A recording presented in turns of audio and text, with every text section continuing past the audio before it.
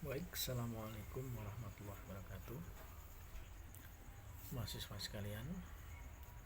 eh, Pada kesempatan hari ini saya akan memaparkan sedikit saja tentang materi penelitian kualitatif. Nanti selanjutnya materi akan saya kirim melalui PPT saja, karena kemarin saya rasa video terlalu panjang dan Anda mungkin bosan juga melihatnya. Ini sebagai pengantar saja bahwa pada pertemuan ketiga dibahas tentang penelitian kualitatif. Apa itu penelitian kualitatif? Penelitian kualitatif adalah penelitian yang berusaha memahami fenomena yang dialami oleh subjek penelitian seperti perilaku, persepsi, motivasi, tindakan, dan lain-lain secara holistik dalam bentuk deskripsi pada suatu konteks khusus yang alamiah dengan memanfaatkan metode alamiah. Baik, kita bahas.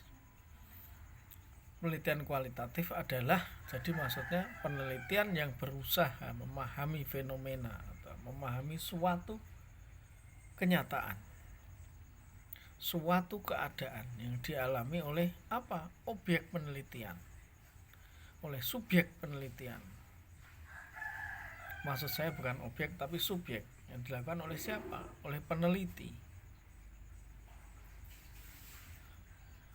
Seperti perilaku, persepsi, motivasi, tindakan, dan lain-lain secara holistik, jadi secara menyeluruh dalam bentuk deskripsi pada suatu konteks khusus yang alamiah. Jadi peneliti masuk ke dalam suatu keadaan atau suatu masalah dalam penelitian, memanfaatkan metode alamiah. Nah, pengertian penelitian kualitatif menurut Botgen and Tyler mendefinisikan metodologi kualitatif sebagai prosedur penelitian yang menghasilkan data deskriptif berupa kata-kata tulis atau lisan dari orang-orang dan perilaku yang diamati. Jadi menurut ahli tersebut bahwa metodologi kualitatif itu menghasilkan data-data deskripsi. Karena apa? Dia terjun ke lapangan dan mendeskripsikan perilaku atau fenomena yang diamati.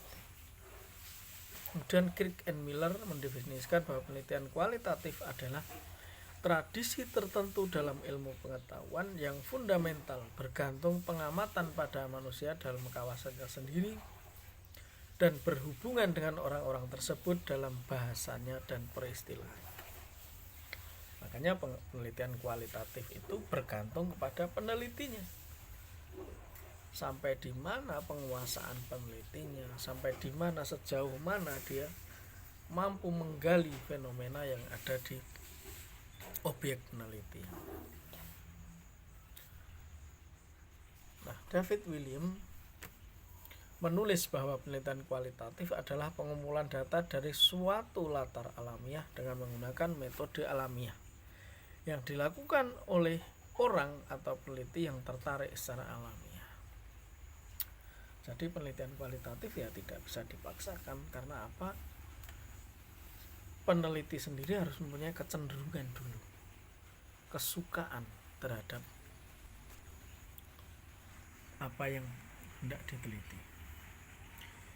Kemudian ciri-ciri penelitian kualitatif. 1.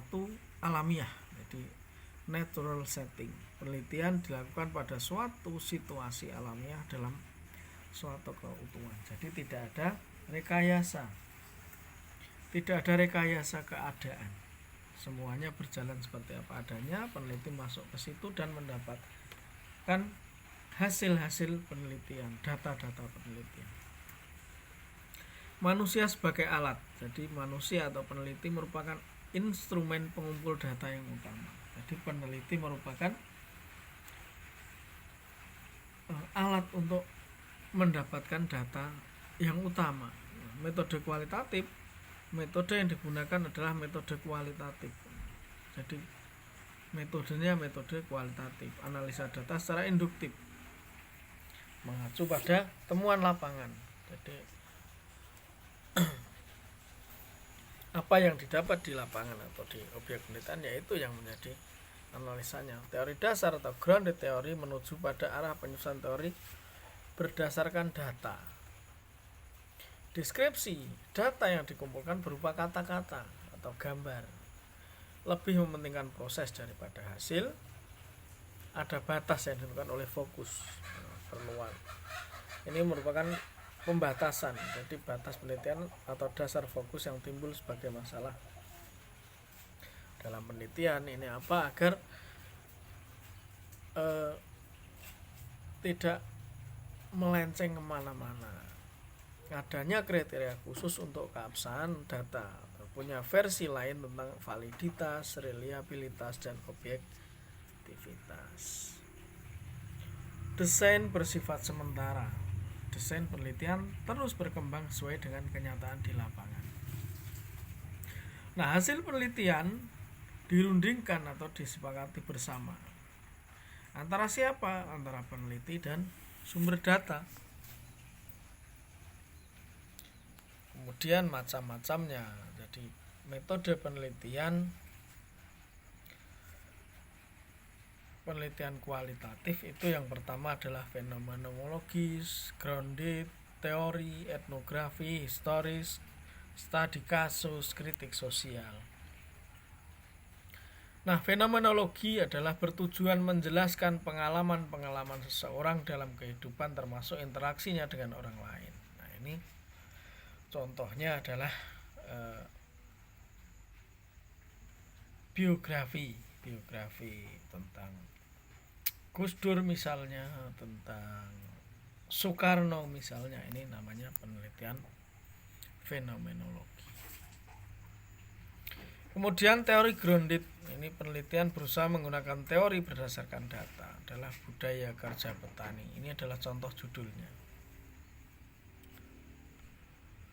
Penelitian etnografi, ini berusaha memaparkan kisah kehidupan orang dalam kerangka menjelaskan fenomena budaya di mana menjadi bagian integral darinya. Saya ulangi.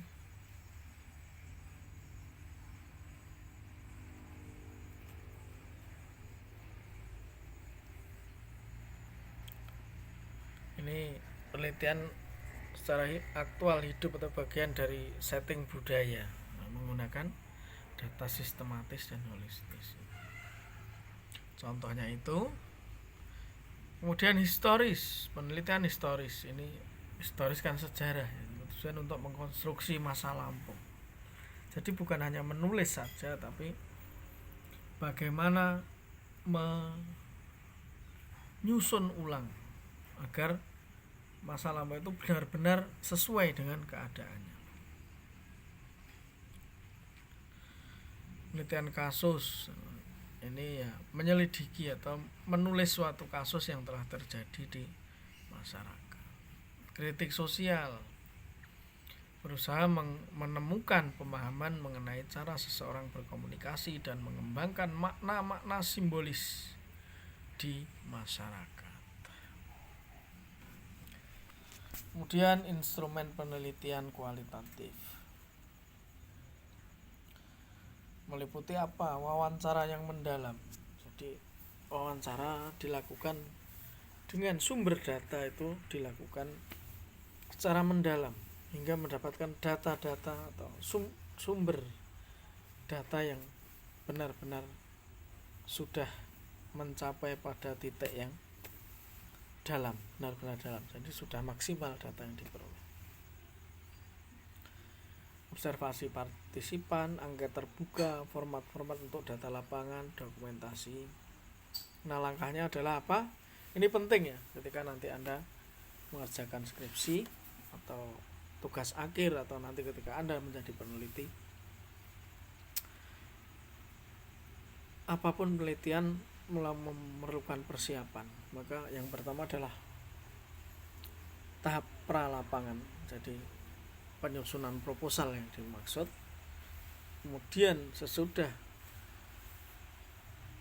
tahap pralapangan atau persiapan atau penyusunan proposal, maka adalah tahap pekerjaan, pelaksanaan penelitian. Kemudian setelah pekerjaan penelitian atau pekerjaan lapangan, maka data-data yang diperoleh dianalisa, tidak begitu saja ditulis. Jadi perlu direduksi atau dipilih mana-mana data yang